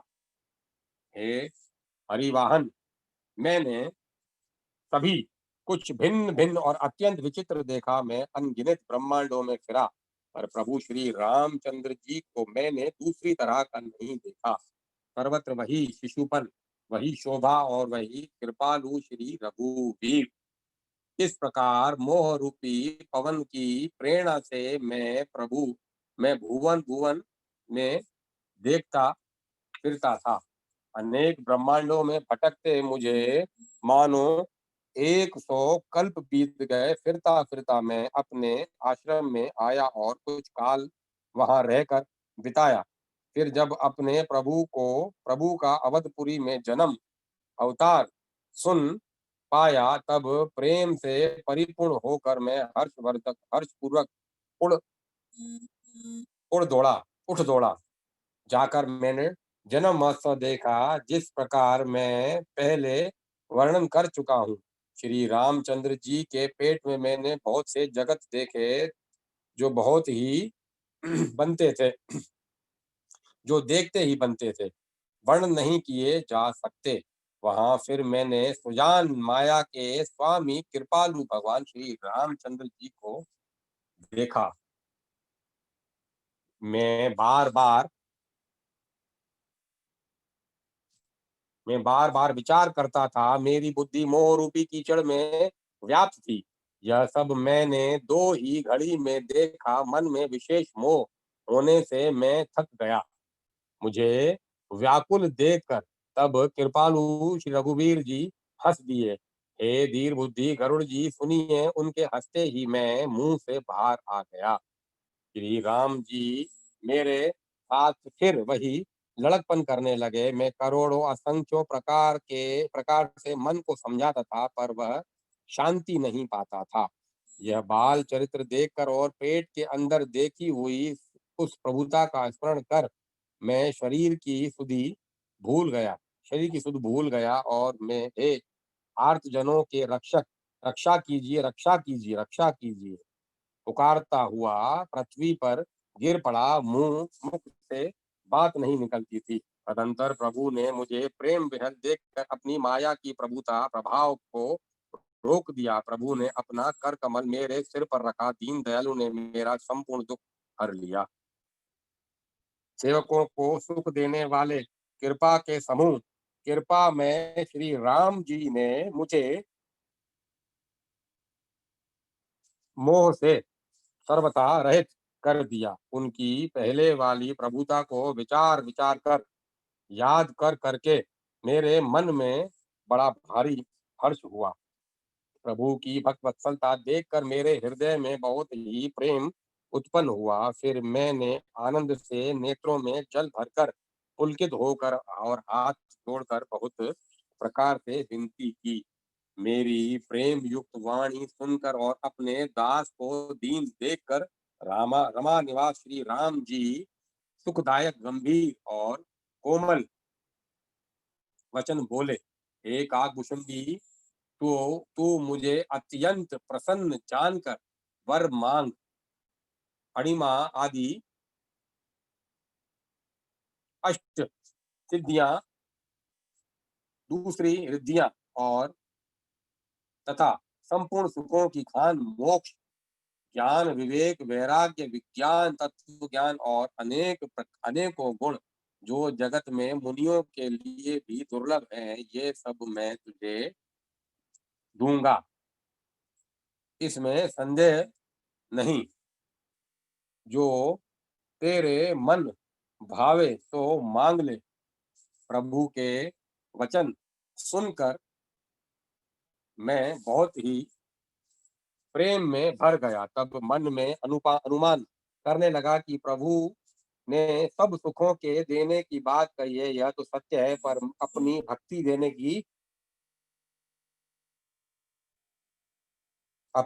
देने की बात नहीं कही। भक्ति से रहित सब गुण और सब सुख वैसे ही फीके हैं, जैसे नमक के बिना बहुत प्रकार के भोजन के पदार्थ।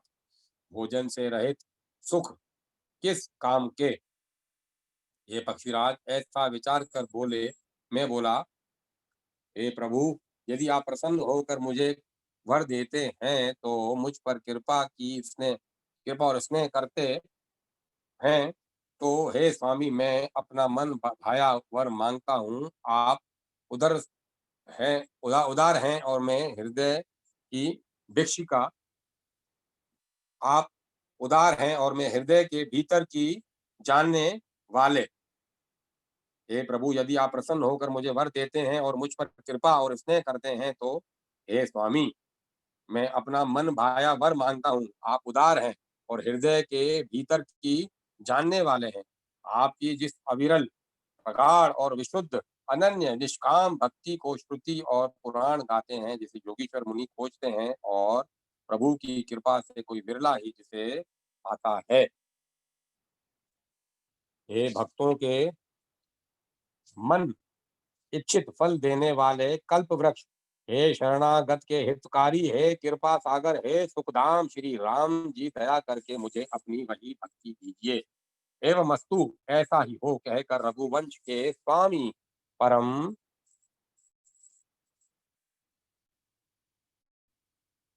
सुख देने वाले वचन बोले। हे काक सुन, तू स्वभाव से ही बुद्धिमान है, ऐसा वरदान कैसे न मांगता।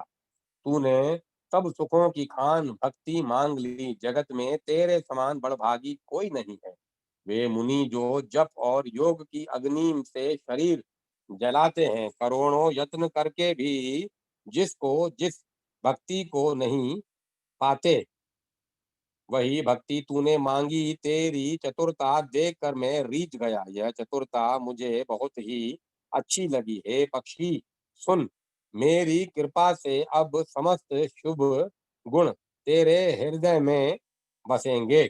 भक्ति, ज्ञान, विज्ञान, वैराग्य, योग, मेरी लीलाएं और उनके रहस्य तथा विभाग, इन सब के भेद को तू मेरी कृपा से ही जान पाएगा। तुझे साधन का कष्ट नहीं होगा। माया से उत्पन्न सब भ्रम अब तुझको नहीं व्यापेंगे। मुझे अनादि, अजन्मा, अगुण, प्रकृति के गुणों से रहित और गुणातीत दिव्य गुणों की खान ब्रह्म जानना। एक आख हे काक सुन, मुझे भक्त निरंतर प्रिय है, ऐसा विचार कर शरीर, वचन और मन से मेरे चरणों में अटल प्रेम करना। अब मेरी सत्य सुगम वेदादि के द्वारा वर्णित परम निर्मल वाणी सुन। मैं तुझको यह निज सिद्धांत सुनाता हूँ। सुनकर मन में धारण कर और सब तज कर मेरा भजन कर।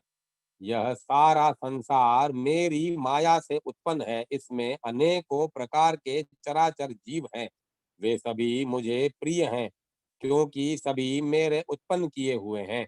किंतु मनुष्य मुझको सबसे अधिक अच्छे लगते हैं। उन मनुष्यों में भी द्विजों में भी वेदों को कंठ में धारण करने वाले, उनमें भी वेदांत धर्म पर चलने वाले, उनमें भी विरक्त वैराग्यवान मुझे प्रिय है। वैराग्यवानों में फिर ज्ञानी और ज्ञानियों में भी अत्यंत प्रिय विज्ञानी है। विज्ञानियों से भी प्रिय मुझे अपना दास है, जिसे मेरी ही गति आश्रय है, कोई दूसरी आशा नहीं है। मैं तुझसे बार बार सत्य नित्य सिद्धांत कहता हूँ कि मुझे अपने सेवक के समान प्रिय कोई भी नहीं है। भक्तिहीन ब्रह्मा ही क्यों न हो, वह मुझे सब जीवों के समान ही प्रिय है। परंतु भक्तिमान अत्यंत नीच भी प्राणी मुझे प्राणों के समान प्रिय है। यह मेरी घोषणा है। पवित्र, सुशील और सुंदर बुद्धि वाला सेवक बता किसको प्यारा नहीं लगता। वेद और पुराण ऐसी ही नीति कहते हैं। हे काक, सावधान होकर सुन। एक पिता के बहुत से पुत्र और पृथक पृथक गुण, स्वभाव और आचरण वाले होते हैं। कोई पंडित होता है, कोई तपस्वी, कोई ज्ञानी और कोई धनी, कोई शूरवीर, कोई दानी। अब मैं कथा को ही विराम देता हूँ। कल अपने